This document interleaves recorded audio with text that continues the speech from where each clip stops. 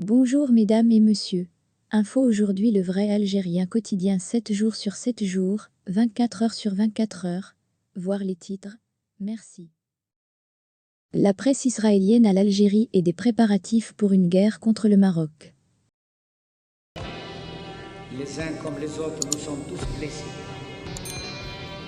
Et il n'y a pas l'un d'entre nous qui, pendant cette décennie... La presse israélienne a largement commenté ces 2 derniers jours, un article du journal français L'Opinion, sur des préparatifs de l'Algérie pour une guerre contre le Maroc, un article soulignant que cette démarche aurait découlé des mouvements israéliens dans la région nord-africaine.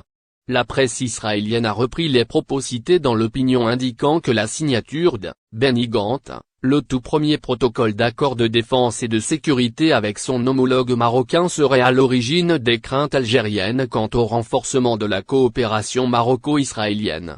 L'Algérie est dans un état d'anxiété aiguë et de paranoïa face à la coopération militaire croissante entre Israël et l'armée marocaine, a écrit le journal Tribune Juive qui a commenté l'article paru dans le journal français.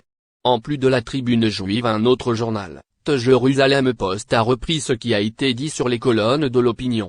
La tension monte chaque jour un peu plus entre l'Algérie et le Maroc, au point qu'on parle désormais de guerre entre les 2 pays du Maghreb, a repris la dite presse. Les médias ont cité des sources proches de l'armée algérienne qui ont déclaré « L'Algérie ne veut pas la guerre avec le Maroc, mais elle est prête à la faire ». À cet effet, la presse israélienne a fait des rappels concernant les contrats de l'armée marocaine avec l'occupant. L'armée marocaine a acheté le système de contre-drone israélien Skylocdom. Et Israël Aerospace Industries, IE, avait obtenu un contrat de 22 millions de dollars pour fournir au Maroc des drones kamikazes, ont noté les dits journaux. L'autre rappel qui a été fait sur cette presse est qu'au cours des 10 dernières années, Alger a acheté, plus d'2 fois plus d'équipements, 10,5 milliards de dollars, que le Maroc, 4,5 milliards de dollars. Nous rappelons que Rabat a rejoint la poignée de pays arabes qui ont normalisé leurs relations avec l'occupant israélien en décembre 2000.